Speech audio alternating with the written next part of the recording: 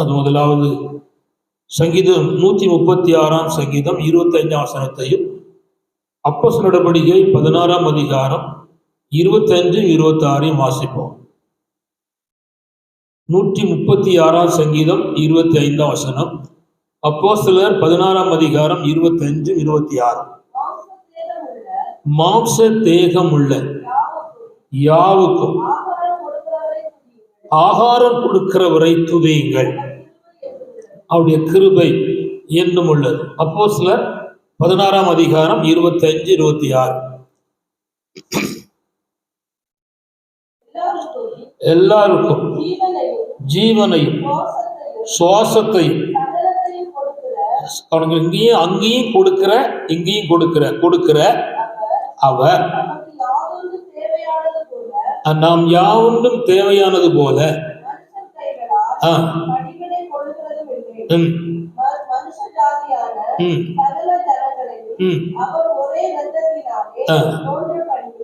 கர்த்தருக்கு ஸ்தோத்திரம். அவர் ஒரே இரத்தத்தினாலே தோன்ற பண்ணி இருந்த வண்ணமாக தலை தாழ்த்தி ஆண்டவரை நோக்கி ஜெபிப்போம். பரலோக பிதாவே, நல்ல ஆண்டவரே, நன்றியோடு உம்மை துதிக்கிறோம், ஸ்தோத்திரிக்கிறோம். இந்த திருவசனங்களை உங்களுடைய கரங்களே ஒப்புத்தருகிறோம்.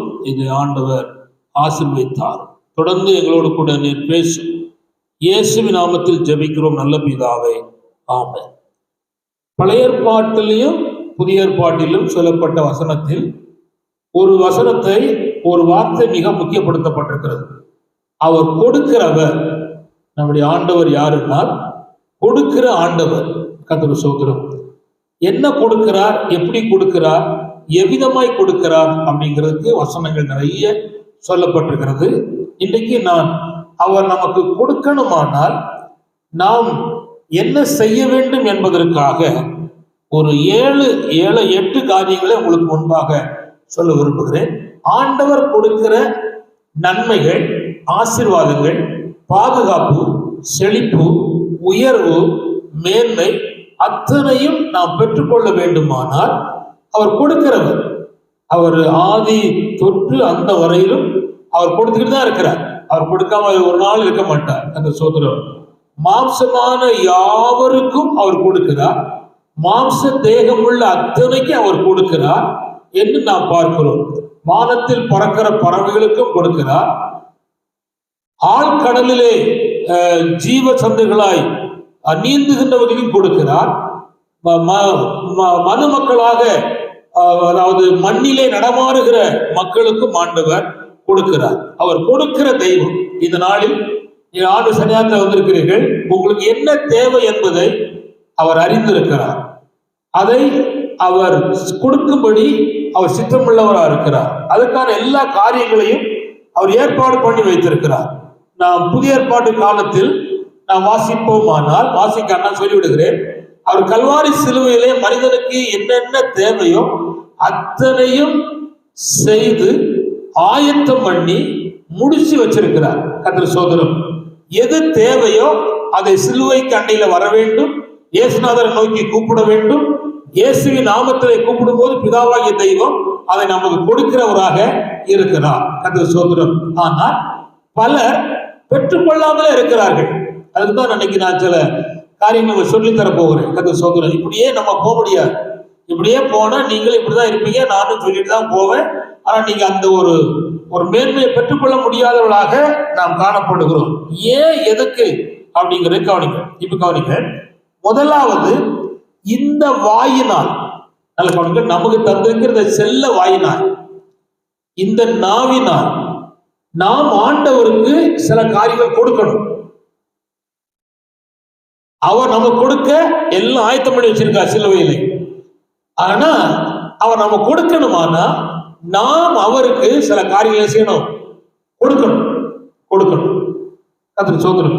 அல்லேலூயா. கொடுக்கணும். என்ன கொடுக்கணும் அப்படிங்கிறத கவனிக்க. உங்க வாயினால தேவனை நீங்க துதித்தால் துதியை கொடுக்கணும். என்ன கொடுக்கணும் சொல்லுங்க? துதியை கொடுக்கணும். துதியை கொடுக்கும் போது பல ரகம் இருக்கு. வழங்குதா? அதாவது ஆராதனை என்கிற அந்த பகுதி பல காரியங்களோடு சேர்ந்து இருக்கிறது. நான் இப்ப உங்களுக்கு ஒண்ணு சொல்ல விரும்புறேன். ஆராதனையில சத்தம் போடுவது ஒரு ஆராதனை, கை தட்டுவது ஒரு ஆராதனை. சில ரொம்ப அமைதியா இருக்காங்க, ரொம்ப கொயிட்டா வாயை திறக்காம அழகா அழகு பரிசுத்தமா அவர்கள் ரொம்ப அப்படியே அமைதியா இருக்கிறாங்க. அதுவும் ஆராதனை தான். அப்படியே ஒரு ஆராதனை இருக்கு. அந்த சோதனை அதை நான் பண்ண சொல்லி தருவேன். விளங்குதா? அது எப்பொழுது நடக்கும்னா அது கடைசி நடக்க வேண்டிய ஆராதனை. இப்ப கவனிங்க, இதுல கவனிங்க, அந்த ஆண்டவரை போற்றுவது. தம்பி ராசா கவனிங்க, இப்ப வந்திருக்க பேர் வருமா?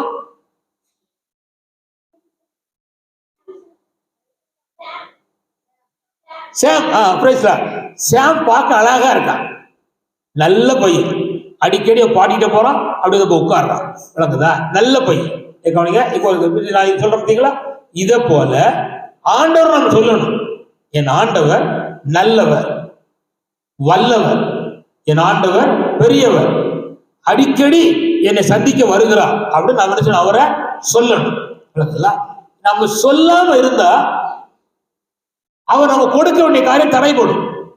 சரி, நான் இந்த துதியினால் துதியை கொடுக்கணும். துதியை கொடுத்தா என்ன கிடைக்கும்? அதுக்கு நான் ஒரு 8 காரியங்களை முதல்ல வேகமா சொல்லிடுறேன். முதல்ல துதியை கொடுக்கணும். துதினா ஸ்தோத்திரம் ஆண்டவரே, பிதாவே ஸ்தோத்திரம், நல்லவரே ஸ்தோத்திரம், வல்லவரே ஸ்தோத்திரம், பெரியவரே ஸ்தோத்திரம், அற்புதரே ஸ்தோத்திரம், அதிசயமானவரே ஸ்தோத்திரம் அப்படின்னு சொல்லி கொடுக்கணும்.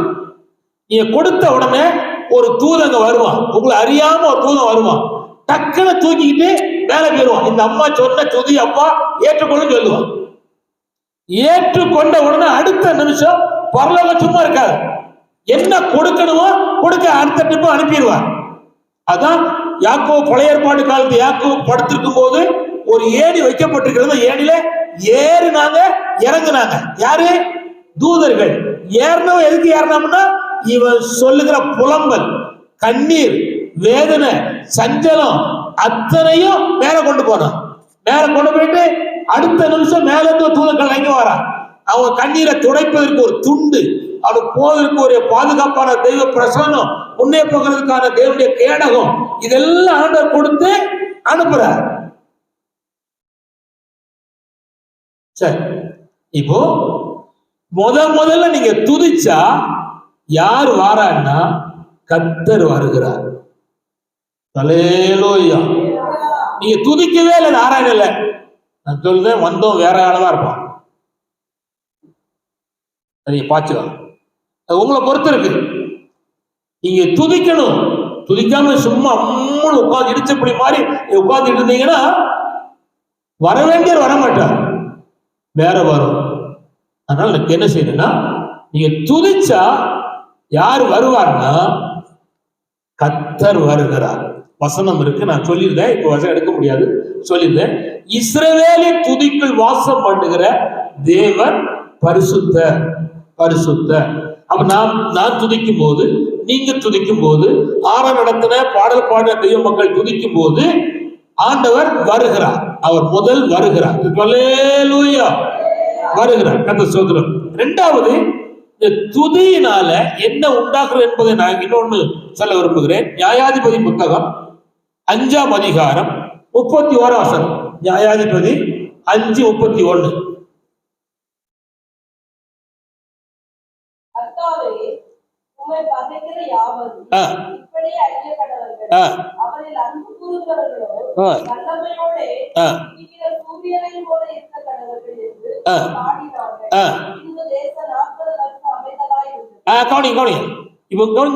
கவனிச்சாங்க, துதிச்சாங்க.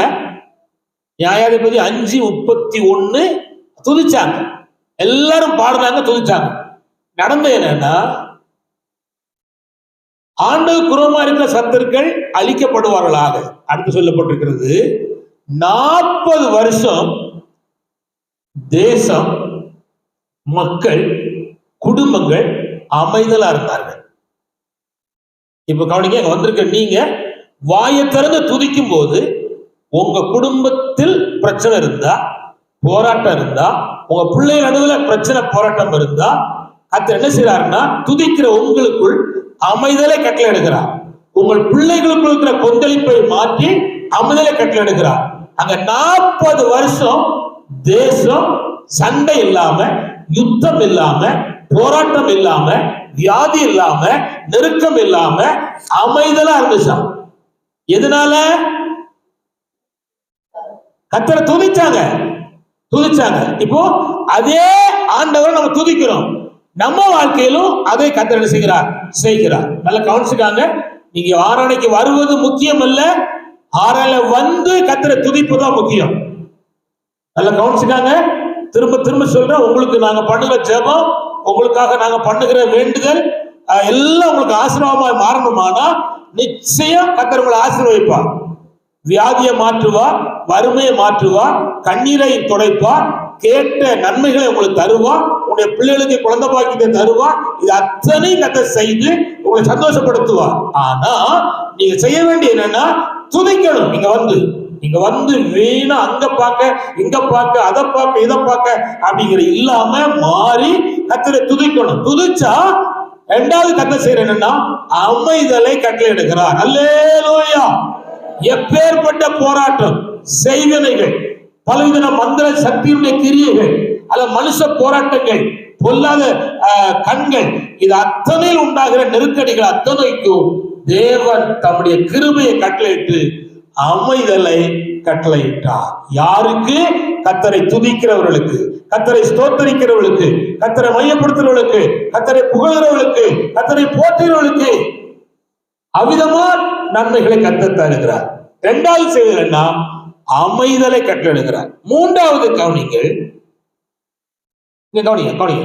மூணாவது என்ன செய்யறாருன்னா, நாம் துதிச்சா, நாம் ஸ்தோத்தரித்தா, நாம் பாடினா நமக்கு முன்னால் இருக்கிற தடைன்னா நீங்க முன்னேறவே முடியாது, இப்படிதான் வாழ்க்கை, உங்களுக்கு எந்த வளர்ச்சியும் இல்லை, உன் பிள்ளைகள் மேன்மை அடைய மாட்டார்கள், இந்த பலவீனம் தான் கடைசி வர அப்படின்னு சொல்லி தடுத்து நிற்க பாருங்க. அந்த தடைகளை ஆண்டவர் தகர்த்தி எறிகிறார். உங்க கண்ணுக்கு முன்னால தடைகள் அகழ்வதை, தகர்த்தி எரியப்படுவதை கர்த்தர் செய்வதை உங்க கண்கள் காணும். கர்த்தர் ஸ்தோத்திரம். துதிக்கிற உங்களுடைய கண்கள் காணும். இதுக்கு நான் ஒரு சம்பவத்தை சொல்ல விரும்புகிறேன். யோசுவா காலத்தில், அதாவது பழைய ஏற்பாட்டு யோசுவா காலத்தில் அவர்கள் ஸ்டெப் பை ஸ்டெப்பையா அந்த வாக்குத்தத்தம் பண்ணப்பட்ட தேசத்தை சுதந்திரிப்பதற்காக முன்னேறி போய் கொண்டிருக்கிறார்கள். முன்னேற்றம் ஆரம்பமே தடையாதான் இருந்தது, முடிவும் தடையாதான் முடிந்தது. ஆனா அந்த தடையெல்லாம் அவர்கள் தாண்டி போவதற்கு கர்த்தர் அவர்களுக்கு அவ்வப்போது ஆலோசனை சொல்லி கொடுத்தார். இப்படி நட, இப்படி செய் என்று சொல்லி கொடுத்தார். அப்படி செய்யும் பொழுது அங்கே உள்ள தடைகளை ஆண்டவர் தகர்த்து எறிந்தார். அல்லேலூயா. நீங்க இஸ்ரவேல் தேசத்தினுடைய மேப்லயோ அல்லது யூடியூப் சேனல்ல நீங்க பாத்தீங்கன்னா, இப்போ நடந்து கொண்டிருக்கிற யுத்தத்தின் நடுவில் செங்கடலை அடிக்கடி போடுதான். செங்கடலை அடிக்கடி யூடியூப் சேனல்ல நேச்சரா காமிக்காங்க. நான்லாம் செங்கடல் பார்த்ததே இல்லை, இஸ்ரேல் தேசத்துக்கு போறதும் இல்லை, இனி போறதும் இல்லை. ரைட். 1,50,000 ரூபாய் கொடுத்து நான் பிளேட் ஏறி அங்க போகவே மாட்டேன். ஆமா, 1,50,000 இருந்தா நான் சிங்களத்துக்கு வேட்டுக்காக முடிச்சிருவேன் ஏசி நாமத்துல. அதனால நான் அந்த மாதிரிலாம் வீணா செலவழிப்பதே இல்லை. கதை சொல்லுயா. ஒரு டீ குடிச்சாலும் டீ என்ன ரேட்டுன்னு கேட்டுதான் குடிக்கேன். சில டீ 25 ரூபா 30 ரூபா வாங்கி கொடுதான். அதனால நம்ம குடிக்க முடியாது. அதனால என்னடா இந்த பாஸ்ட் எப்ப பார்த்தாலும் ரேட்டு கேட்கார அப்படின்னு நான் நினைப்பான். நமக்கு ரேட்டு கேட்டாதான் தண்ணியே உள்ள இறங்கும், இல்லைன்னா அது இறங்காது. கதை சோதனம் கவனிச்சுக்காங்க. அங்க அந்த காமிக்கும் போது நான் பார்த்தேன், ஒரு கப்பல் போகக்கூடிய அளவுக்கு அந்த கடல் இருக்கு. அப்ப எவ்வளவு பெரிய ஆழம் நிறைந்த கடல். இந்த உலகத்திலேயே அதுல ஒருத்தன் விழுந்தாங்கன்னா கீழே போக மாட்டான், மிதப்பான். நீச்சல் அடிக்காண்டா, ஒண்ணும் செய்யண்டா, மிதப்பான். ஏன்னா மற்ற கடலை காட்டிலும் அந்த கடலுக்கு உப்பு சத்து அதிகம். சொல்லிதான் உப்பு என்ன செய்யும்? ருசி கொடுக்கும், பாதுகாக்கும். கரோட பாதுகாக்கல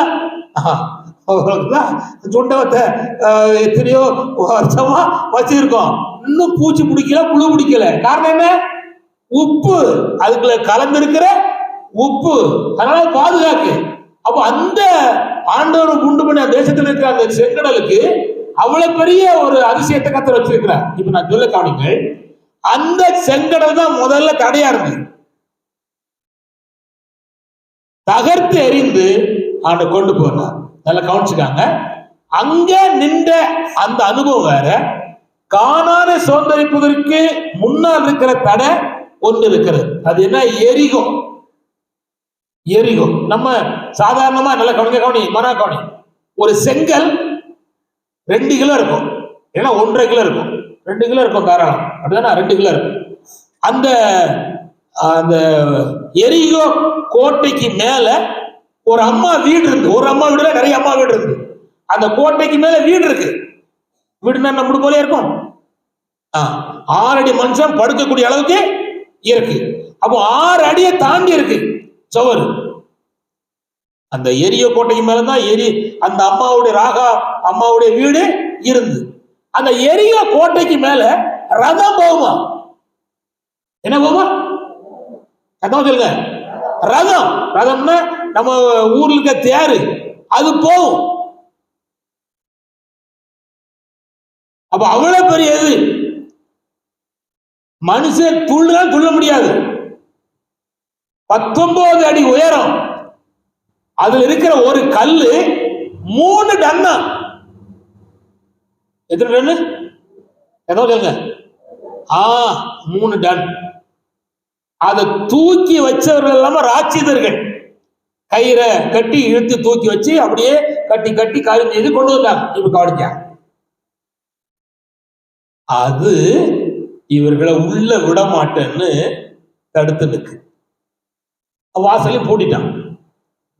7 நாள் அப்படி இருந்துச்சு. ஆண்டவர் சொல்லி கொடுத்தாரு, 6 நாள் வாயே திறக்காது, ஒரு நாளைக்கு ஒரு சுத்து. 7வது நாள் 7 சுத்து. 7வது நாள் கடையை சுத்திட்டு போது ஆங்காங்கே நின்று ஆண்டவரை சோத்திரம் பண்ணு. என்ன செய்யணும்? சொல்லுங்க. இப்ப எரிகோல் இருந்தவன், அந்த கோட்டைகள் இருந்தவன் நினைச்சிருப்பான், வைத்தியகார போயிடுவான், கோலை அறிவீனம் சுத்திக்கிட்டே வரான், பேருக்கு முடிச்சுட்டு போயிருக்கு. 40 வருஷம் வளர்ந்தத்துல வச்சிருக்கான், சுத்திருக்கான், இங்கேயும் சுத்துதான் அப்படின்னு சொல்லியிருப்பான். நம்மளே சொல்லுவோம்னா அங்க சொல்ல விடுவானா? நம்ம நாட்டில் இருக்கிற இப்ப இருக்கிற சூழ்நிலைக்கிற அந்த ஆட்கள் எனக்கு இப்ப மறக்க முடியல. இந்த அம்மா போயிட்டாங்க, இந்த ஊரை விட்டு, இந்த உலகத்தை விட்டு போயிட்டாங்க. இந்த ஊர்ல நான் இந்த பைப்பில் தண்ணி அடிக்க முடியாது. ஒரு கட்டத்துல இங்க இருந்து இந்த பொந்தர கடையில டீ குடிக்க முடியாது. உங்களுக்கு தெரியுமா தெரியாதா? எனக்கு தெரியும். அதுக்கு சோத்திரம் குடிக்க முடியாது. ஏன் வீட்டுகள எனக்கே சோறு தர மாட்டாங்க. எங்க அம்மா சோறு பொங்கி என்னை வைக்கும், கிறிஸ்தவ நாய, செத்த நாய அப்படின்னு வைக்கும். ஆமா, எங்க 2 அம்மா வச்ச ஆள் தான். நானும் ஆண்டவரை தேடி உட்கார்ந்து இருந்தேன். அப்பேற்பட்ட காலத்துல ஒரு அம்மா, இந்த ஊர்ல இருக்க அம்மா அப்படின்னு காய் துப்புவா என்னைய பார்த்து. இப்ப இல்ல அந்த அம்மா. அதெல்லாம் நான் பார்த்துட்டு, கிறிஸ்துவனா மாறினா இப்படிலாம் துப்புவோம், உங்களுக்கு என்ன? அதான் ஒருத்தரும் மாற மாட்டேங்கான் அப்படின்னு நினைச்சு எனக்கு புது அனுபவம். வெக்கமா இருந்து ஒரு ஆள் இல்லை, அந்த அம்மா மட்டும் அவனை துப்பிட்டு போச்சு. நான் சொன்ன டீ பீப்பி முடிச்சிடாமன்னு. ஆமா, அதுக்கப்புறம் துப்பாது போயிட்டு வச்சுக்காங்க கவனிங்க. இப்படியெல்லாம் இப்போ உள்ள ஆட்களே நம்ம கண்ணால பேசிட்டாங்க. அப்போ வீரச்சாரம் உள்ளவன், பலம் உள்ளவன், ஆரோக்கியம் உள்ளவன், சுகம் உள்ளவன், அவன் என்னெல்லாம் பேசுவான். ஆனா ஆண்டவர் சொன்னாரு, என்னும் பேசிட்டு போறாங்க. உனக்கு அழன்னு சொல்லட்டும், அற்பமா இருக்கட்டும், மோசம்னு சொல்லட்டும், எதுவும் சொல்லிட்டு போறான். நீ சோத்திரம் பண்ண, நீ துதி, அதை பார்க்காத அப்படின்னு சொல்லி இவங்க துதிச்சு ஆர்ப்பரித்த ஆர்ப்பரிப்புல அந்த சுத்தி இருக்கிற மதில் சுவரு, அந்த ரதம் போருகிற அந்த மதில் சுவரு, ஒரு வீடு இருக்கிற மதில் சுவரு இடிஞ்சு கீழே இவங்க மேல விழல, எதிராக விழுந்துச்சு. இவங்க அதுக்கு மேல ஏறி போகக்கூடிய படிக்கட்டா விழுந்துச்சு. இன்னொரு மொழிபெயர்ப்புல இப்போ வந்திருக்க மொழிபெயர்ப்புல அது கீழே இறங்கிட்டு சொல்லியிருக்காங்க. எனக்கு அது விசுவாசம் இல்லை. அந்த கீழே இறங்கிட்டு சொல்லுதல விசுவாசம் இல்லை. அது இடிஞ்சு விழுந்து, அதான் என்ன விசுவாசம் விழுந்துட்டு. கவனிங்க, எதனால விழுந்துச்சு? சரி, இப்ப தூதிய சொல்லிட்டே இல்ல. சரி, உங்களை சுத்தி கொடுமையான வியாதி தடையா இருக்கு, பிரச்சனை தடையா இருக்கு, வறுமை தடையா இருக்கு, உங்க பிள்ளைகளே தடையா இருக்கு, உங்களுக்கு ஒரு நல்ல வீடு வைக்க முடியல தடையா இருக்கு, சகலமும் தடையா இருக்கு, உங்க வாயில சீனி அள்ளி போட்டா உட்காந்துருக்கீங்க, வீட்டுல முழங்கால் போட்டு ஒரு அரை மணி நேரம் ஆண்டவரே சோத்திரம் சோத்திரம் சோத்திரம் அப்படின்னு சொல்லி எனக்கு நல்ல வீடு தருவீர், என் பிள்ளைக்கு நல்வாழ்வு தருவீர், எனக்கு சுகம் தருவீர், எனக்கு தீர்க்காசம் தருவீர் என்று உங்க வாயிலே சொல்லி கர்த்தரை துதித்து பாருங்க. தடை மாறும். நீங்க சொல்லுகிற அத்தனை உங்க கண்ணுக்கு முன்னாலே வந்து அமையும். அல்லேலூயா, அல்லேலூயா. கர்த்தரை சோத்திரம். நான் இந்த பிள்ளை சொல்லித்தாரேன், நல்லா கவனிச்சுக்கா. ரட்சிக்கப்பட்டு ஞானசாரம் பெற்றவனு சொல்லித்தாரேன். ரட்சிக்கப்படாம ஞானசாரம் எடுக்காதவனுக்கு நான் சொல்ற வார்த்தை பிரயோஜனம் கிடையாது. துதிக்கலாம், அதுக்கு நன்மை உண்டு, அது வேற விஷயம். ஆனா அவன் கவனிச்சாங்க, யாருக்காவது பலவீனம் இருக்குன்னு வச்சுக்காங்க, ஒரு வியாதி இருக்கு, வெளியே சொல்ல முடியல, பரவாயில்ல, பயப்படாது. டாக்டர் பையாச்சு, ஆசிரியர் பையாச்சு, சுகம் கிடைக்கல, பயப்படாது. மனுஷன் படிச்சிருக்கான், அறிவுள்ளவன், இதுக்கு முன்னால எழுதி வச்சிருக்கத அவன் படிச்சுட்டே சொல்லலாம், அவ்வளவுதான். அவனுக்கு வேற எந்த வெளிப்பாடும் உண்டா? ஒண்ணும் கிடையாது. இதுக்கு முன்னால கற்றுக் கொடுத்தே சொல்றான், அவ்வளவுதான். ஆனா நான் சொல்லுது என்னன்னா, எப்பேற்பட்ட வியாதியை சுகமாக்குவார். நீ சொல்ல வேண்டிய என்னன்னா, கர்த்தர் பரிகாரி, இந்த வியாதியை கல்வாரி சிலுவையிலே சுமந்து தீர்த்துட்டார், என் தழும்புகளால் குணமானீர்கள், அப்போ தண்ணீர் ஆசீர்வதிப்பேன், வியாதியை விட்டு விலக்குவேன், உனக்கு பூர்ண ஆயுசை தருவேன், நான் உன்னை கைவிட மாட்டேன் சொல்லியிருக்கிறார். இப்படி எல்லாம் சொல்லியிருக்கிற ஆண்டவரே, நீ எனக்கு சுகந்தார் சுகந்தார் அப்படின்னு சொல்லும் போது வாய்நாள் சொல்லணும். நான் சொல்ல பார்த்தீங்களா, இப்படியே வாய்நாள் சொல்லணும். நீங்க சொல்லும் போது அந்த வார்த்தை அல்லது அந்த வசனம் விதையாக்கும். எப்படி விதையாக்கும்? அந்த விதை உங்க காது வழியா உள்ள போகும். நீங்க சொல்லுகிற பகுதி காது வழியா போகும். நல்லா கவனிங்க, காது வழியா போய் ஒருவேளை மூக்கு வழியா போகலாம், அதுக்கு தடை கிடையாது. மூக்கு வழியா போகலாம், கண் வழியாகவும் போகலாம், அதுக்கெல்லாம் சில தாற்பயங்கள் இருக்கு. மூக்கு வழியா போகலாம், காது வழியா போகலாம், கண் வழியா போகலாம், எது வழியா போகலாம், சரி போட்டும். ஆனா இந்த இருதயம் நல்ல நிலம். என்ன நிலம்? எதோ சொல்லுங்க, நல்ல நிலம். இதுக்குள் விழுந்தது எதுவானாலும் முளைக்கும், எதுவானாலும் முளைக்கும். கசப்பா முளைக்கும், வைராக்கியமா முளைக்கும், பொல்லாதா முளைக்கும், அது போல நல்லதும் முளைக்கும். இப்போ நீங்க நல்லா இருக்கும்படி சொல்லுகிற வாயின் அறிக்கை ஜெயமாய் மாறும். அல்லேலூயா, அல்லேலூயா.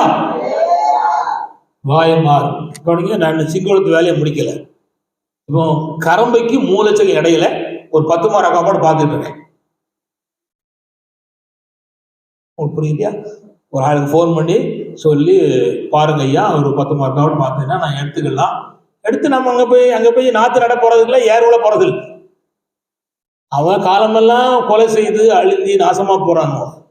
ஒரு ஜெப வீடு கட்டி வச்சா நான் தான் ஒழிஞ்சோன்னு, என் பிள்ளை தான் ஒழிஞ்சு நான் விரும்பல. ஏதோ ஒரு தேவ மனுஷன் உட்காந்து அழுதாமனா, ஜெபம் பண்ணாமனா, ஆண்டவரை நோக்கி பார்த்தாமனா அந்த கிராமத்துக்கு ஒரு மீட்பு உண்டாகாதா? ஒரு விடுதலை உண்டாகாதா? ஒரு பாவி மனம் திரும்ப மாட்டானா? ஒரு குடிகாரம் மனம் திரும்ப மாட்டானா? ஒரு பொல்லாத வழியில போற ஒரு மனுஷன் மனம் திரும்ப மாட்டாளா? இந்த நோக்கத்துக்காக தான் நாங்க செய்யறோம். இல்ல எங்க பெருமையை நிலைநாட்ட, அல்ல எங்களுக்கு நாங்க யாரு, என் குடும்பம் என்ன அப்படி நிலைநாட்ட இல்ல. அல்லேலூயா. இந்த வீடு கட்டி முடிக்கும் போது பாச தாமஸ் தான் இத பிரதர்ஷனம் பண்ணார்.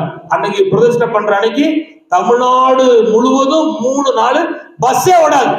ஜெயலலிதா அம்மா உண்ணாவிரதம், நாளைக்கு பஸ் ஓடாத டேனியல் அப்படின்னு பார்த்து கேட்டார். நாளைக்கு ஓடும், இப்படிதான் சொன்னேன், நாளைக்கு ஓடும். நான் ஆராதிக்கிற கர்த்தர் பெரியவர். ஒரு யோசேப்புக்காக எகிப்தை சுற்றி இருக்கிற நாடுகளுக்கெல்லாம் பஞ்சவரம் பண்ணா இந்த டேனியலுக்காக தமிழ்நாடு மாத்துக்கு ஆகும் அப்படின்னு அறிக்கையிட்டேன். உன் விசுவாசம் பெருசு, நான் நாளைக்கு வந்துடுவேன் அப்படின்னு சொல்லிட்டார். அவ்வளவுதான். மறுநாள் காலையில செங்கோட்டையிலிருந்து அதான் இறந்து போனார் சண்முகவேல், அதாவது அங்கா, அதாவது மேலான சடையிலிருந்து வெஞ்சேர்ல இருந்து ஏறி கழுதோட்டியார வந்திருக்காரு. அதுக்காக பஸ் கிடையாது. அப்புறம் ஒரு ஜீப்பு பிடிச்சி செங்கோட்டைக்கு வந்துட்டாரு. பஸ்ஸே ஓடாதியா, இங்கேயே வந்தாரு. திரும்ப ஜீப் பிடிச்சி போன சொல்லிருக்காரு. இல்ல பஸ் ஓடுமே மாப்பிள்ள சொல்லிருக்கான் அப்படின்னு. ஆமா, கத்திர சோத்திரம். 4 மணிக்கு ஒரு டிரைவர் கூப்பிட்டானா, பஸ் ஓடுதியா, அந்த அம்மா ஆர்டர் பண்ணிட்டா, பஸ்ல யாருக்கா போய் திருப்பதி போய் சேர்ந்துடலாம் அப்படின்னு சொன்னார். கத்திர சோத்திரம். அவன் ஏறினார், வந்தா சொன்னார். அவரா முதல்ல வந்தார் வீட்டுக்கு. மாப்பிள்ளை பஸ் ஓடுது அப்படின்னார். கத்திரிக்கே சோத்திரம். அவர் இந்து மனுஷன். அவருக்கு நான் சொன்ன விசுவாசம் அறிக்கை. இப்ப கவனிங்க, ஓடவே ஓட தமிழ்நாட்டுல, ஆனா ஓடுபடி நான் அறிக்கையிட்டேன். என்ன சொன்ன தெரியுமா? நான் பிரஜா நடுவில் இருக்கிறேன், வீடு பிரச்சனை கார்டு அடிச்சுட்டேன், நாளை காலைல 10 மணிக்கு வீடு ஜெப வீடு பிரச்சனை, என்ன செய்வதே தெரியாது, இதுவரை என்னை கை கொடுத்தீர், இதுல என்னை கை கொடுத்து ஆகணும், தமிழ்நாடு முழுவதும் பஸ் ஓடட்டும் அப்படின்னு அறிக்கை பண்ணிட்டு, இதுக்கு நேர கீழே இந்த தூணு இதுக்கு நேர கீழே நீ ஏறி வருகிற, அதுக்கு நேர கீழே பழைய சாக்கு இருக்குல்ல, சாக்கு இப்ப உள்ள சாக்கு இல்ல, பழைய சாக்கு, சணல் சாக்கு, அதுல சாக்க விரிச்சு அதுல படுத்திருந்தேன். விடிய விடிய நான் தூங்கல, ஓடும் ஓடும் ஓடும் அறிக்கை பண்ணேன். காலையில கத்தர் ஓட பண்ணினா, அதே ஜெயலலிதா அம்மா தமிழ்நாடு முழுவதும் அறிக்கையிட்டா, பஸ் தமிழ்நாடு முழுவதும் ஓடலாம், ஆனா நம்ம உண்ணவரத்தை விடல, ஓடுச்சு. நான் சொல்ல கவனிங்க, எனக்கு உதவி செய்த கத்தர் உங்களுக்கு செய்வாரா செய்ய மாட்டார்? இதெல்லாம் ஏன் சொல்லுதோம்னா, உங்களுக்குள்ள விசுவாசம் பெருகதான். காலமெல்லாம் அந்த ஓட்டு வீடுதான் உட்கார்ந்து இருக்கணும், இதே சின்ன கூட்டி தான் வாழணும் அப்படிங்கிற நிலைமையை அடிச்சு உடைங்க. பெரிய வீட்டுல கத்திரனை வாழ வைப்பா அப்படின்னு விசுவாசம் அறிக்கை எடுங்க. அது ரட்சிப்பா. நான் கதை சித்தமான அடுத்த வாரம் இந்த இதனுடைய தொடர்ச்சி பேசுவேன். நான் புரிஞ்சுக்கிட்டேன் என்னன்னா, அவர்களை ஆண்டவர் அந்த சொல்லி கொடுத்து துதிக்க சொன்னார். துதிச்சாங்க, இடித்து விழுந்து. இப்ப கவனிச்சா ஆண்டவர் எசேக்கியேலுக்கு சொல்றார், நல்லா கவனிச்சாங்க. நான் சொல்ல போய் எசேக்கியேல் சொல்றார், ஒரு பள்ளத்தாக்குல விட்டார், என்னப்பா கிடக்குன்னு பார்க்க சொல்றார், எலும்பு கிடக்கு அப்படின்னு சொல்றான். என்ன ஒன்னா சேர்ந்து கிடக்க இல்ல, கால் வேற, தலை வேற, கண்டம் வேற, கை வேற, எல்லாம் ஆங்காலே கிடக்கு. இது உயிர் அடையுமான்னு கேட்காரு. யார்ட்ட? அந்த மனுஷன். அது எனக்கு தெரியாதப்பா அப்படின்ட்டான். அப்ப அவர் சொல்றாரு, ஆண்டவர் நான் சொன்ன மாதிரி நீ சொல்லு. இந்த வார்த்தையை கவனிச்சுக்கா, மனா கவனி, ஜான் கவனி, ஜோசப் கவனி, ஸ்பரிக கவனி. நான் சொன்ன மாதிரி சொல். சொல்லுங்க, எலும்புகள் உயிர் அடைவதாக, நரம்புகள் ஒண்ணு சேர்வதாக, சதைகள் உண்டாவதாக, ஜீவன் உண்டாவதாக சொல்லு. சொல்லிட்டே இருக்கான். டமா டிமா டமா எலும்புகள் ஒன்று குதிச்சு ஒண்ணு சேரு பார்த்துட்டான். இப்ப என்ன இருக்கும் அவனுக்கு? ஆண்டவர் அவனுக்கு சொல்லி கொடுத்த சொல்லிட்டார். இப்ப நான் கேட்கிறேன், அதான் சொல்லிட்டார். எத்தனையோ ஆண்டு காலம் அழிஞ்சு கிடந்த எலும்ப ஒருத்தர் சொன்ன உடனே அது கை கூடுனா, நீங்க சொன்னா கை கொடுக்குமா கூடாதா? ஆனா பாவமே, அப்படி தைரியமா சொல்லுங்க. இப்படி உமா அப்படி இவ்வளவு கூட பாடுபடி சொல்லித்தார இப்படிதான் அப்படி சொல்லணும். என்ன சொல்லணும்? ஆத்திய பூர கல்யாணம் நடக்கும், காரணமே கல்யாணம் நடக்கும் அவன் சொல்லணும். அவனுக்கு 52 வயசாச்சு. யாருக்கு? கர்ணனுக்கு. ஏன் பொண்ணு கொடுப்பான்னு நினைச்சு பாக்கல, நான் பொண்ணு பார்க்க அவனுக்கு இப்போ. ஆமா, கத்திர சோதரம் மோகமாக வரான், நல்ல ஃபர்ஸ்ட் கிளாஸ்ல பாஸ் பண்ணுவான். ஆமா, கத்திர சோதரம் விளங்குதா? நல்லா கவனிச்சாங்க. இது அறிக்கை செய்யணும், செய்யணும், அறிக்கை செய்யணும். இப்ப நான் 2-3 பேருக்கு காரியங்களை பார்த்துட்டே வரேன். நடக்கவே நடக்காது, கூடவே கூடாது அப்படின்னு சொல்லி அத்தனையும் கூடும் அப்படின்னு சொல்லிட்டே இருந்தேன். என் வனிதா கல்யாணமே வேண்டாம்னு சொன்னா. நான் சொன்னேன், இப்போ உங்க அப்பா இருக்கா, உங்க அம்மா இருக்கா, பாப்பா ஒரு வயசு தாண்டி வரும்போது உன்னை எவன் பாப்பான்? அப்போ உனக்கு மேல கோடு விழும். நாங்க ரோட்ல நடக்கணுமா? அதுக்கப்புறம் பார்த்தோம். கடைசியில எவனோ ஒரு ஆளு பார்த்து துப்பு கொண்டு வந்தான், கல்யாணம் முடிஞ்சிட்டு. ஆனா அதுக்கு முன்னால நான் அறிக்கை இருக்கிறேன். இப்படி ஒவ்வொரு காரியத்தையும் அறிக்கை எடுக்கிறேன். இப்ப காமிச்சாங்க. இப்ப என்ன நடக்குன்னா, துதிச்சா தடமாறும். என்ன மாறும் சொல்லுங்க சார்? முதல்ல சொல்லிட்டேன், துதிச்சா கர்த்தர் வருவார், துதிச்சா அமையல் உண்டாகும், துதிச்சா எப்பேற்பட்ட தடையும் மாறும். உங்க மனம் சொல்லும் இது மாறவே மாறான்னு சொல்லும். துதிச்சா மாற்றக்கூடியவர் மாற்றுவார். ஹல்லேலூயா, ஹல்லேலூயா. மறக்கவே முடியாதுங்க, மறக்கவே முடியாது. இப்ப நாம் இருக்கிற இந்த இடம் ஒரு காலத்துல வயல். இது என்னது? வயல். அதுக்கப்புறம் எங்க அப்பா வாங்கினாங்க, செட்டியார் கையில தான் எங்க அப்பா வாங்கிச்சு. இது 2 படப்பு இருக்கும். இதுல ஒரு வீடு வரும், இதுல ஒரு சர்ச்சு வரும்னு கனவு கண்டமா? இல்ல இல்ல. ஆனா எனக்கு அந்த பழசு மறக்கவே இல்லை. நான் அதனாலதான் கத்திரனை உயர்த்துறாரு. இந்த முக்குல அந்த 4 பண அதனுடைய தட்டி எங்க அப்பா அடிச்சு அதுதான் கேட்டு. இயேசு ஜீவிக்கிறா அப்படின்னு இருக்கு பாருங்க, அந்த கேட்டு. அது நாயும் தெளிட்டு வரும், பேயும் தெளிட்டு வரும், எல்லாமும் தெளிட்டு வரும். அதுலதான் இருந்தோம். தமிழ்மார் கவனிச்சியாங்க. இது உங்களுக்கு தான் சொல்றேன், இவங்களுக்கு எல்லாம் சொல்லல, உங்களுக்கு தான் சொல்றேன். எப்படி இருந்து நாங்க வந்தோம் அப்படிங்கிறத சொல்ல விரும்புறேன். ஏன் சொல்றேன்னா, இதிலும் மேலானவைகளை கர்த்தர் செய்வார். ஹல்லேலூயா. நீ கஷ்டப்பாடுபட்டு ஏறிட்டு வரீங்க, கர்த்தர் சித்தமானா வருகை தாமதிச்சா இந்த முக்கில லிப்ட் இருக்கும், டங்குன்னு இங்க போத்திக்கிட்டு மேல மாதிரி வந்துருக்கீங்க. ஒரு நஷ்டம் எல்லாம் மேல உட்காருவேன். நான் அதுக்காக பிரயாசப்படுறேன், அறிக்கை எடுக்கிறேன், அதுக்காக ஸ்டெப் எடுத்துக்கிட்டே இருக்கேன். ஏன் சொல்றோம்னா, நாம எது அறிக்கை எடுக்கிறோமோ அதுதான் நம்ம ரட்சிப்பாக மாறும். அப்ப சொல்ல வேண்டியதுன்னா, நாம துதிச்சா கர்த்தர் வருகிறார், அமையல் உண்டாகுது, அதுக்கப்புறம் தடை மாறுது. அடுத்த அப்புறம் சொல்லிட்டாரு கர்த்தர் சோதரம். நம்ம அப்போஸ்தலர் 16:25-26 வாசிக்கும் போது சொல்லப்பட்டா, கட்டுகளை உடைக்கிறார். போதும் கவனிங்க. பவுல் கையிலையும் காலிலையும் கட்டு இருக்கு, சீலாவின் காலிலையும் கயிறும் கட்டும் இருக்கு, மற்ற எல்லாருடைய கைதிகளிலும் கட்டுகள் இருக்கு. ஆனா பாடி துதித்த போது கட்டுகள் எல்லாம் அகன்றது என்றும் அங்கு அஸ்திபாரங்கள் குலுங்கினது சொல்லப்பட்டிருக்கிறது. நேச்சராக கர்த்தர் அங்க வேலையை செய்தார். அப்போ 4வதாக என்னன்னா, நம்ம துதிச்சா கட்டுகளை அடக்கிறார், உடைக்கிறார். ஹல்லேலூயா. நம்ம அறியாம சில நேரத்துல கவனிச்சாங்க, நம்ம அறியாம சில நேரத்துல நாமே கட்டுகளை போயிடுவோம். அத அறியாம போனதாக நான் அறிய சொல்றேன். எங்க சேகர் தென்காசியில் இருந்தான். அப்போ அவங்க முஸ்லீம், அவனுக்கு ரொம்ப ஃப்ரெண்டு. அவர் ஒரு ஹோட்டல் வச்சிருந்தார்.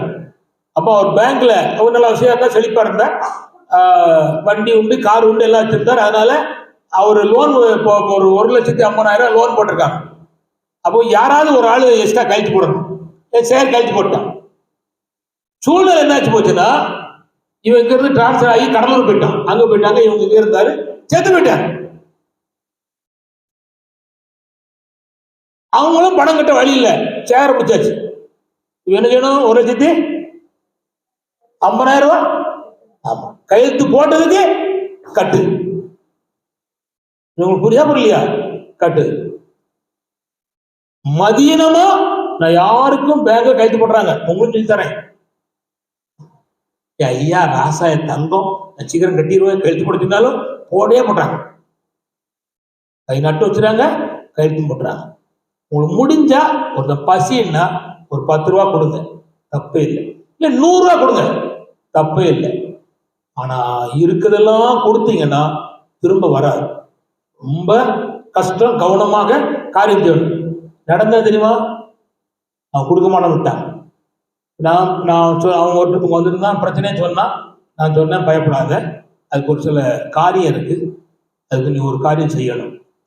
அவருக்கு இருக்கிற சொத்தினுடைய காரியத்தை எல்லாம் கரெக்டா கேட்டு வாங்கு, அதை எழுது பேங்க்ல கொண்டு கொடுத்து ஈஸியா முடிஞ்சிடும் அப்படின்னு சொன்னேன். அது மாதிரி அவன் போனா வச்சான் வாங்கினா அவங்களுக்கு உரிய ப்ராப்பர்ட்டி இருக்கு, அவர் பேர்ல இருக்க ப்ராப்பர்ட்டி இருக்கு, எல்லாத்தையும் கொண்டு கொடுத்தா ஒரு ஒரிஜினல் கொடுக்கல, ஸ்ட்ரக்சா கொடுத்தா ஆட்டோமேட்டிக்கா இவன் மேல இருக்கிற கட்டு மாறிட்டு அங்க போயிட்டு இனி அவன் கெட்டலங்கிறது அவங்க விருப்பம்.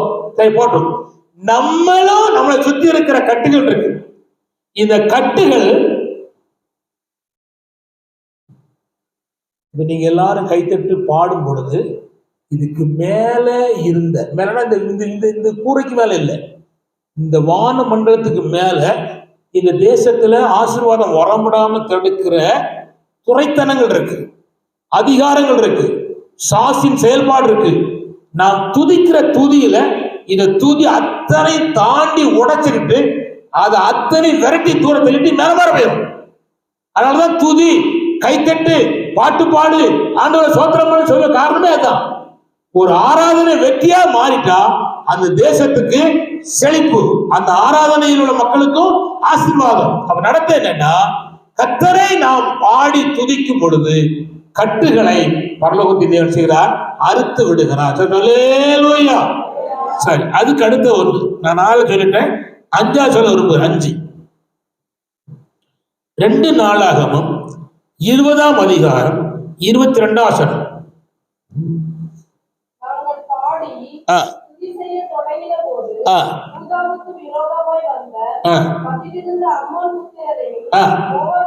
மோவாபியர் தேசத்தின் மலை தேசத்தாரை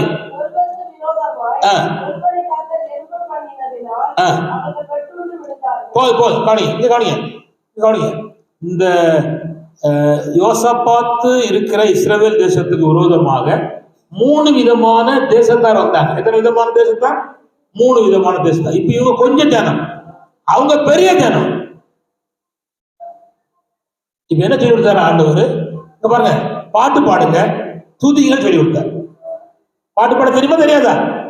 தெரியும். துதிக்க தெரியும். துதிங்க, பாட்டு பாடுங்க.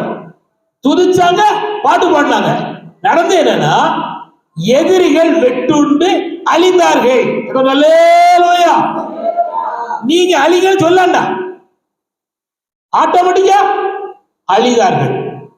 திரும்ப சொல்லித்தாரே, உங்க வீட்டுக்கு விரோதமா, உங்க வாழ்க்கைக்கு விரோதமா, உங்க ஆத்துமாவுக்கு விரோதமா, எதிர்காலத்துக்கு விரோதமா வருகிற எந்த பெரிய போராட்டமா இருந்தாலும் நீங்க அழிஞ்சு போவ சொல்லாண்டா. நீங்க பாடினா, துதிச்சா அவர்களுக்குள்ளே வெட்டுண்டு அழியத்தக்கதாக தேவனுடைய பயங்கரங்கள் நடக்கிறது.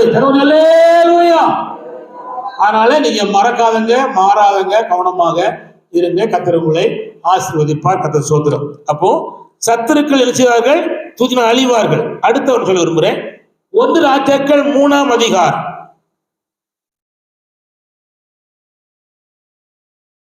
4:13.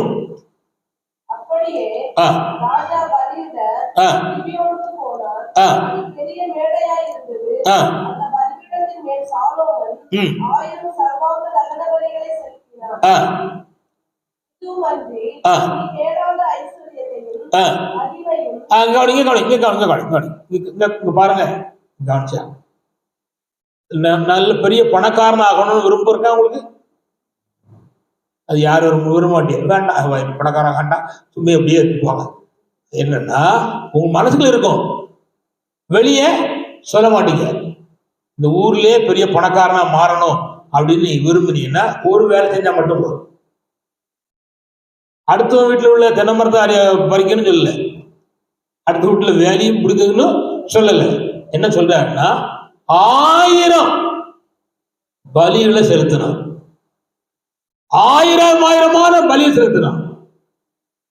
செலுத்தின போது ஆண்டவர் வந்து கேட்க, உனக்கு என்னப்பா வேணும்? அது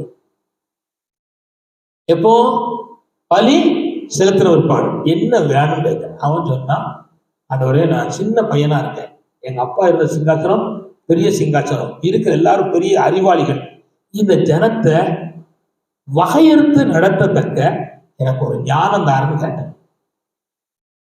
அவன் ஏன் ஐஸ்வர்யத்தை கேட்கல, கனத்தை கேட்கல? அவன் அப்பா கோடி பணம் வச்சிருக்கார், எத்தனையோ கோடி இருக்கு, அது வச்சிருக்கிறார். அதனால அவனுக்கு கேட்கல. என்னைய கேட்டா நான் 100 கோடி தாரம் ஆண்டவர் அப்படின்னு சொல்லிடுவேன். எனக்கு ஏகப்பட்ட ஊழியர் இருக்கு, எனக்கு ஊழியக்காரருக்கு மாசம் மாசம் எவ்வளவு கொடுக்கலாம், வைக்கலாம், கஷ்டப்படுறவங்கள கொடுத்து தீர்த்திடலாம், வீடு கட்டி கொடுத்துடலாம், இதெல்லாம் பண்ணிடலாம் அப்படிங்கிற ஆசை எனக்கு இருக்கு. அதனால நான் கேட்டுருவேன். அவன் அப்பா பெரிய கோடீஸ்வர பிரபு. நான் சொன்ன உங்களுக்கு புரியாது, நான் புரியும்படி சொல்றேன். அதாவது ஜிவாஜி கணக்கு போய் ஒருத்தன் பிச்சை கேட்டிருக்கான், 50 ரூபா கொடுத்துருக்கான். பிரபுட்ட போய் ஒருத்தன் பிச்சை கேட்டிருக்கான், அவர் 1000 ரூபா கொடுத்துருக்காரு. அவ வந்திருக்கான், எல்லாரும் மனுஷனா? யாரை பார்த்து? சிவாஜி பார்த்து எல்லாம் மனுஷனா? உங்க பையன் 1000 ரூபா தரான், நீரு 50 ரூபா தரு. டே, எங்க அப்பா பிச்சைக்காரன், அவன் அப்பா கோடீஸ்வர பிரபு, அவன் தருவா. எங்க அப்பா பிச்சைக்காரன், நாங்க தர முடியும்.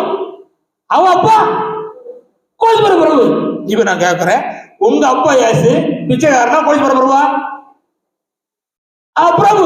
அப்படி இருக்கும்போது நான் என்ன சொல்றேன்னா, நீங்க துதிச்சா, மனப்பூர்வமா உண்மையா துதிச்சா, கர்த்தர் வந்து கேட்கிற உனக்கு என்னப்பா வேணும்? ஞானம் கேட்டான். ஆண்டவர் சொல்றாரு, நீ கேளாத ஐஸ்வர்யத்தை உனக்கு தந்தேன் அப்படிங்க. சொல்லேலூயா. சாலமோன போன பணக்காரங்க உலகத்துல யாருமே கிடையாது. நம்ம 50க்கும் 100 ரூபாய்க்கும் ஐயோ ஐயோ ஐயோ ஆண்டோரே ஆண்டோரே ஆண்டோரே அவன் நம்ம கேட்கும். ஆனா அவன், எனக்கு அந்த வார்த்தை ரொம்ப முக்கியம்.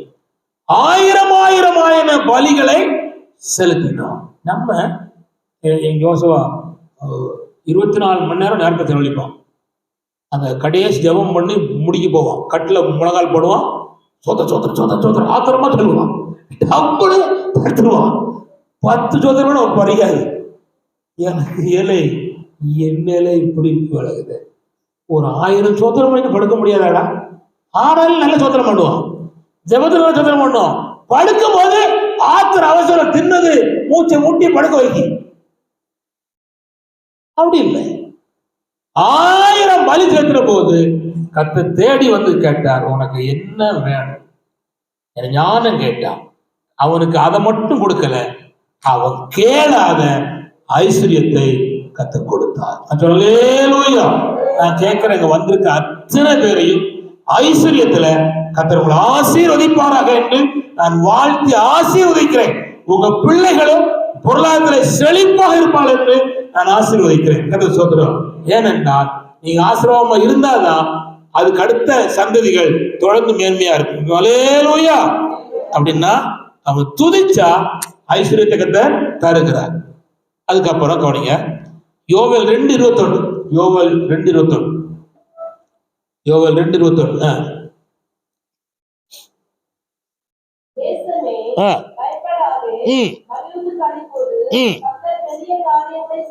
கவனிங்க, தேசமே பயப்படாதே மகிழ்ந்து களி கூறு. அப்படின்னா துதி துதி துதிச்சா கர்த்தர் நடுவில் செய்வார், பெரிய காரியங்களை செய்வார்.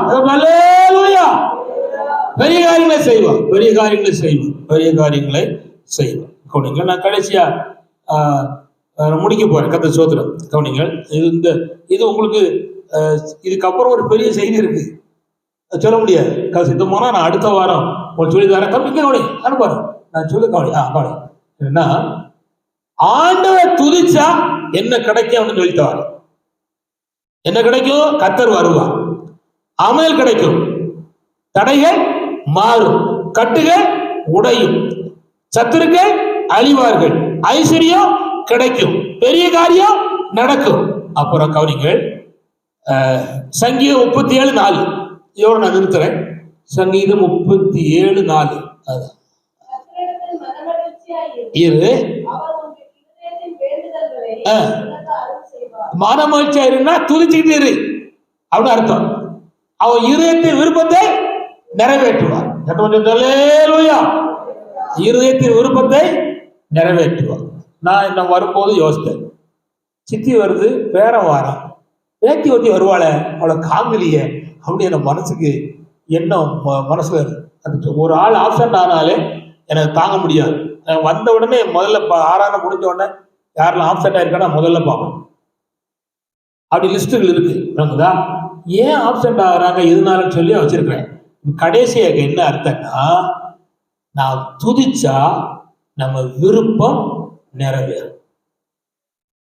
நம்ம துதிச்சா நம்ம விருப்பம் நிறைவேறும். 8 காரியம் சொல்லியிருக்கேன். 8 காரியம் சொல்லியிருக்கேன். இது 8க்கும் உங்க வாய் தான் முக்கியம், உங்க நாவு தான் முக்கியம், உங்க 2 கை தான் முக்கியம். திரும்ப திரும்ப சொல்லிட்டு போறேன். இதை கேட்டுட்டு இப்படியே விட்டுக்கிறாங்க. இதை மனசுல வச்சு இந்த 6 நாளும், அடுத்த ஞாயிற்றுக்கிழமை வரையில் இருக்கிற 6 நாளும் நீங்க வீட்டுல இதை பிரயாசப்படுங்க. இதே வாயில பாட்டு பாடுங்க, துதிங்க, நல்லறிக்கை செய்யுங்க. என் பையன் நல்ல வாய் மாறுவான், என் பொண்ணுக்கு நல்ல வாய்ப்பு கிடைக்கும், என் பிள்ளைகளுக்கு எதிர்காலம் நல்லா இருப்பாங்க, என் பேரமார் வாழ்ந்து இருப்பாங்க, என் அண்ணன் தம்பியில மகிழ்ச்சியா இருப்பாங்க அப்படின்னு உங்க வாயினால் அறிக்கைடுங்க. என் கர்த்தர் அந்த காரியத்தை செய்வா என்று நீங்க சொல்லிக்கிட்டே இருங்க, சொல்லிக்கிட்டே இருங்க. நான் கேட்கிறேன், கவனிக்காங்க, அது நிச்சயம் வந்து சேரும். அல்லேலூயா, அல்லேலூயா, அல்லேலூயா. நான் திரும்ப சொல்லித்தாரேன். இந்த சுரேஷ் கல்யாணத்துக்காக தான் அந்த பெரிய கேட்டு போட்டேன். அப்போ எங்க அப்பா கிடையாது, எங்க அம்மா தான் இருந்து. ஏன்னா இவ்வளவு பெரிய கேட்டு போடுறது எப்ப கார் வரும் வரும் அவ்வளவுதான். ஆனா நான் போய் பணம் கொடுத்தலாம் எந்த காரும் வாங்கல, தப்பா புரிஞ்சுக்கிறாங்க. நான் பணம் சேர்க்கவும் இல்லை. ஒரு கார் வாங்கணும், ஒரு பைக் வாங்கணும், பணமும் சேர்க்கல. ஆனா நான் விசுவாச அறிக்கையிட்டேன், காரு வரும். சொன்னதுதான் கடன். எங்க அம்மா வரும்போதெல்லாம் என்னை பார்த்து சொல்லுவா, கார் எப்போ வரா அப்படிமா, வரும் அப்படிங்கிற வள்ளியம்மா ஓயாம கேட்பா, கார் எப்போ வரும் வரும்.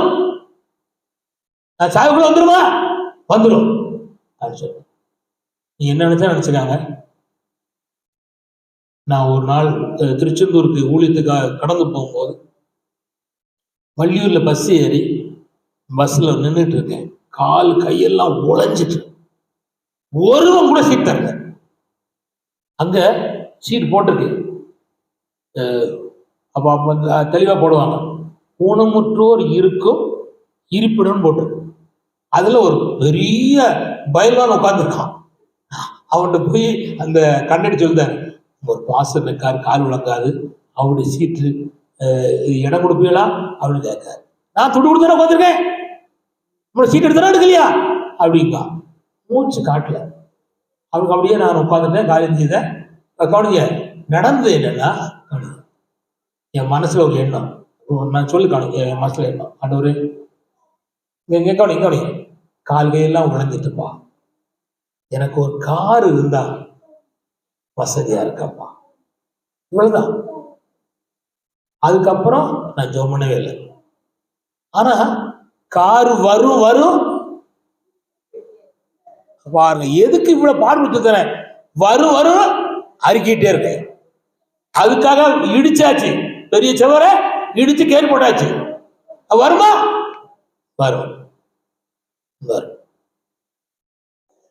ஒருத்தன் ஒரு குறிப்பிட்ட நாள்ல ஒரு புதிய காரை எடுத்து வச்சுக்கிட்டு, நான் மல்லியூர்ல இருக்கேன், ஒரு ஊழிய கூட்டத்துல போன் பண்றாங்க, மாஸ்டர் உங்களுக்கு ஒரு புது கார் வாங்கி வச்சிருக்கிறேன், வந்து ஜோம் பண்ணி வாங்கிட்டு போங்க அப்படின்னு. புரியுதா? புரியலையா? 4,50,000 ரூபாய் காரை ஒருவன் எடுத்து வச்சுக்கிட்டு கூப்பிட்டு சாவியை தருவதுக்கு பண்றான். சாவி வாங்கும்போது வெறும் சாவி வாங்கல, அதுக்குரிய செலவுக்கெல்லாம் ரூபாய் தரணும்னு கணக்கா கிடையாது. நான் ஏன் சொல்றேன்னா, இது உங்க வாழ்க்கையில இது விசுவாசமா மாறி என் பிள்ளைகளுடைய காரியங்களை ஒரு மேன்மை அடையும் அப்படி எண்ணத்துக்கு நீ வரணும்னு தான் சொல்றேன், பெருமைக்கா சொல்லல. அப்படி புரிஞ்சிட வேண்டியது, நீ விசுவாச அறிக்கையிட இட உங்களுக்கு சுகவீனம் இருக்குன்னு வச்சாங்களேன், ஏன்னா சுகம் உண்டாகும் சுகம் உண்டாகும் அப்படின்னா சொல்லிட்டு இருக்குமே, சுகவீனம் இருக்கு, வயிற்று வலி இருக்கு, ஆனா வயிற்று வலி சுகமாகும் சுகமாகும் சொல்லிட்டே இருக்கும்போது அந்த சுகத்தை கல்வாரி சிலுவையிலே அவர் வச்சிருக்கிறார். அதை அழைக்கிறோம். சொல்ல சொல்ல நம்மகிட்ட வந்து உட்கார்ந்தோம். நான் திரும்ப சொல்றேன், நல்ல வீட்டுல குடியிருப்பேன், என் பிள்ளைகள் நல்லா இருப்பாங்க, என் பிள்ளை ஆசீர்வாதமா இருப்பாங்க, பலனா இருப்பாங்க, தீர்க்காட்சி இருப்பாங்கன்னு நீ வாய் திறந்து சொல்ல சொல்ல அது அந்த பிள்ளைகளுக்கு ஆசீர்வாதமாய் மாறுது. கண்களை மூடி ஜெபம் பண்ணோமா? கர்த்தரை ஸ்தோத்திரம். 7 காரியம் உங்க கவனிங்க, உங்க வாயில தான் இருக்கு. கேட்டுட்டு இப்படியே விட்டுட்டு அடுத்த வாரம் நீங்க வந்தீங்கன்னா நான் பொறுப்பு இல்லை. இந்த வாரத்தை நீங்க எந்த அளவுக்கு வீட்டுல பயன்படுத்துறீங்களோ அது ஆசீர்வாதமா. கண்களை மூடு.